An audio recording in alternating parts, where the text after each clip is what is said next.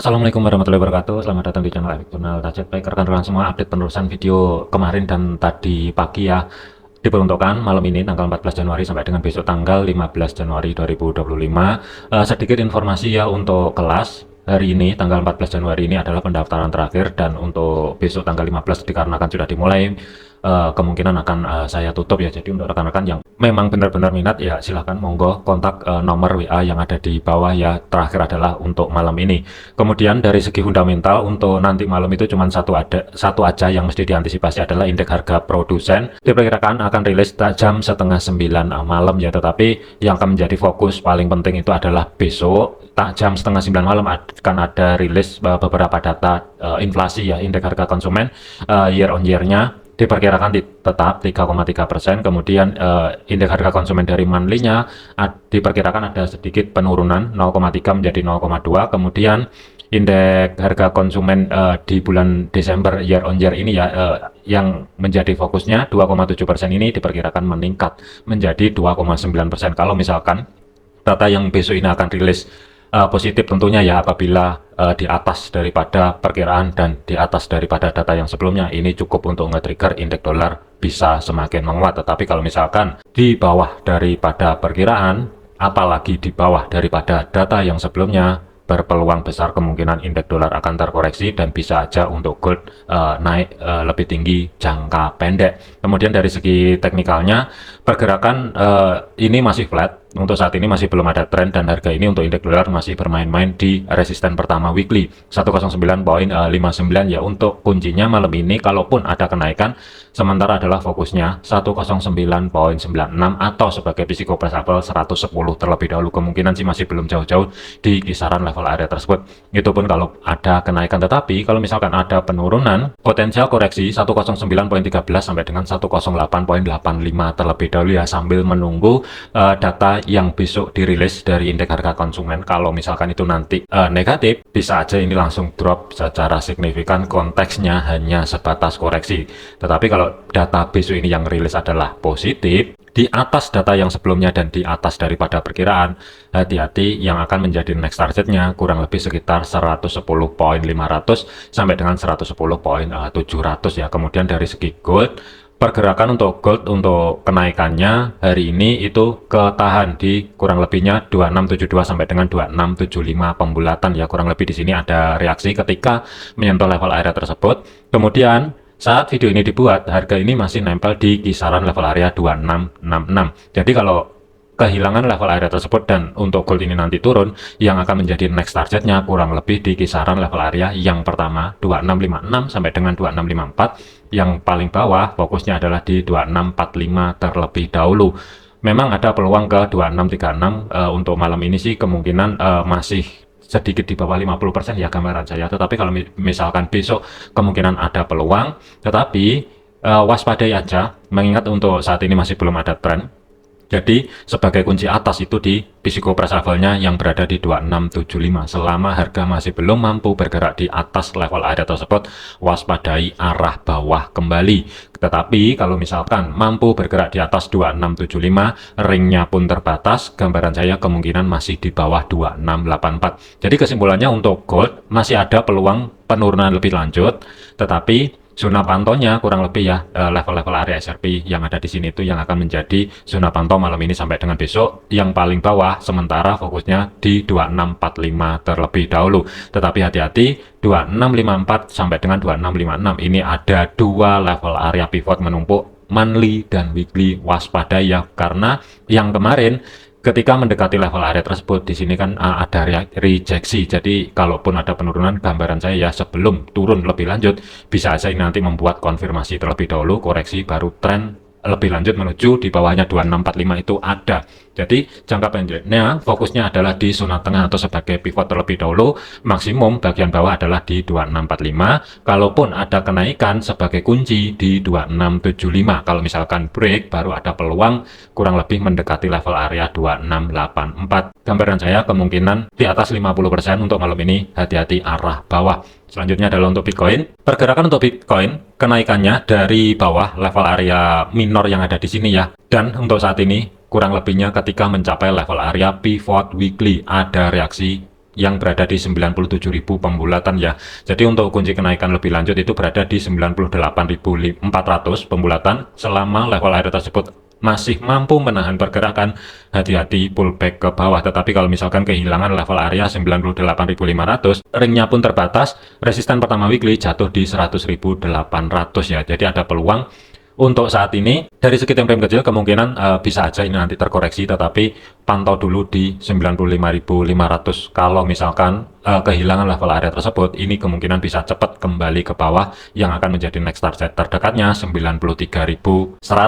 Jadi untuk Bitcoin malam ini sampai dengan besok, zona pantaunya sementara ya sebagai kunci atas di 98.500. Sentuhan pertama di pivot ada reaksi, kunci penurunan jangka pendeknya berada di 95.500-an, kehilangan level area tersebut. Kalau misalkan itu terjadi, waspadai kembali ke support pertama. Tetapi kalau misalkan kehilangan level area atas, ringnya pun juga terbatas, hati-hati di resisten pertama. Gambaran saya kemungkinan sih agak sedikit berat ya untuk malam ini sampai dengan besok. Selanjutnya adalah untuk GBP USD.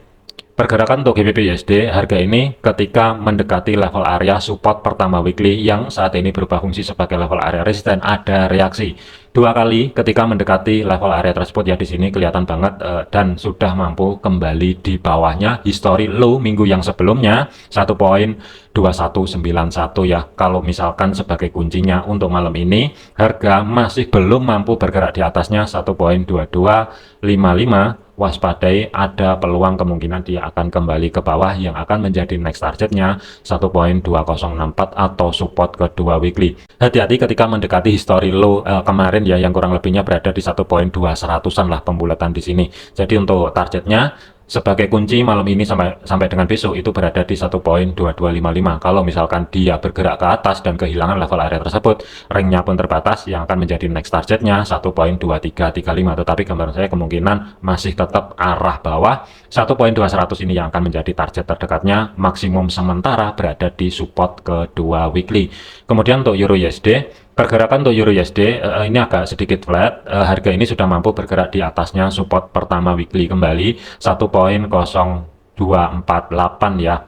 Jadi antisipasinya kalaupun ini nanti mampu naik lebih tinggi, kemungkinan masih belum jauh-jauh yang akan menjadi zona pantaunya malam ini sampai dengan besok berada di 1.02300, 1.0295. Tetapi 1.0295 sampai dengan zona tengah atau sebagai pivot weekly-nya ya, karena untuk Euro USD minggu ini itu harga masih belum nge-retest di zona tengah atau sebagai pivot. Cuman mampu atau tidaknya kemungkinan yang akan menjadi triggernya nanti jam setengah 9 malam. Tetapi kalau misalkan gagal dan harga ini lebih condong kembali ke bawahnya support pertama weekly, apalagi low yang terdekat yang berada di sini itu di break 1.0238, ada peluang kemungkinan dia akan kembali ke bawah. Di sini ada zona demand kecil yang bertumpuk dengan history low minggu yang sebelumnya. Untuk fokusnya kalau misalkan ada penurunan, level area minor atau blok merah di sini yang akan menjadi next target terdekatnya 1.0185 sampai dengan 1.0164. Selanjutnya adalah untuk AUD-USD. Pergerakan untuk AUD-USD, harga ini sudah mampu terkoreksi ke atas dan ada rejeksi di level area batas bawah pivot 0.6200. Kalaupun ada penurunan lebih lanjut, gambaran saya yang akan menjadi next target terdekat itu berada di 0.6166. Kalau misalkan kehilangan level area tersebut, itu kemungkinan next targetnya malam ini sampai dengan besok berada kembali di 0.6139. Tetapi kalau misalkan ada kenaikan agak sedikit berat, gambaran saya kemungkinan tidak jauh-jauh di zona tengah atau sebagai pivot, waspadai untuk AUD-USD arah bawah. Kemudian untuk USD CAD, pergerakan untuk USD CAD harga ini masih tetap bermain-main di zona tengah atau sebagai pivot. Penurunannya pun kemarin itu kurang lebih di passing di batas bawah 1.4342 ya, ada reaksi ketika harga mencapai level area tersebut dan kunci untuk malam ini itu berada di batas atas pivot 1.4384. Kalau misalkan ini nanti mampu break di atasnya level area tersebut, berpeluang kemungkinan USD CAD ini bisa aja kedorong ke atas yang akan menjadi next targetnya 1.4403. Itu yang pertama. Yang kedua adalah di 1.44200 pembulatan atau sebagai resisten pertama weekly. Tetapi kalau misalkan ada penurunan lebih lanjut ya, gambaran saya agak sedikit berat, yang akan menjadi zona pantaunya sementara berada di sini dulu 1.4342 terlebih dahulu ya.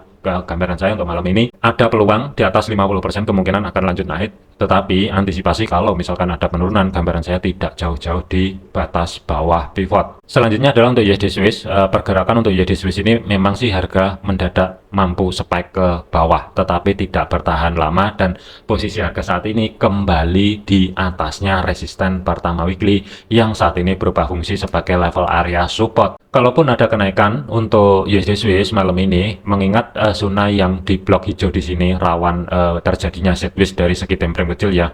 Sebagai kuncinya daily close-nya berada di 0.9188. Kalau misalkan sudah mampu terkonfirmasi body candle mampu tutup di atasnya history high minggu yang sebelumnya 0.9188, baru ada peluang kemungkinan next time akan mengejar level area resisten kedua weekly 0.92500 pembulatan.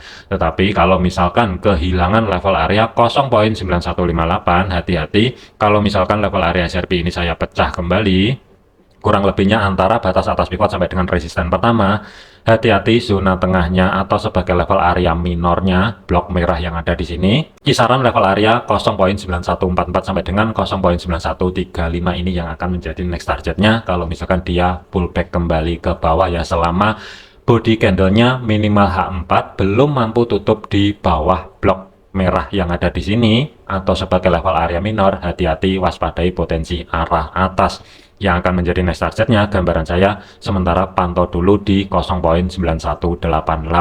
Kemudian untuk USD Yen, pergerakan untuk USD Yen penurunannya kemarin itu berhenti di zona tengah atau sebagai minornya ya, atau saya rubah ke blok merah di sini dan ada kenaikan. Tetapi untuk kenaikan saat ini itu memang sempat sideways dan lumayan panjang juga kalau kita lihatin dari segi time frame satunya, tetapi sebagai kuncinya minggu ini masih tetap kalau misalkan dia tidak mampu kembali di bawahnya 157.22 dari segi daily close-nya, belum mampu kembali tutup di bawah level area tersebut, waspadai potensial arah atas. Tetapi kalau kita lihatin sebenarnya dari segi time frame H4-nya ini cenderung untuk USD Yen saat ini itu rawan sideways. Kalaupun sideways itu berlanjut dari segi time frame H4-nya, waspadai zona pantau paling atas adalah di blok hijau 158.42 sampai dengan 158.86.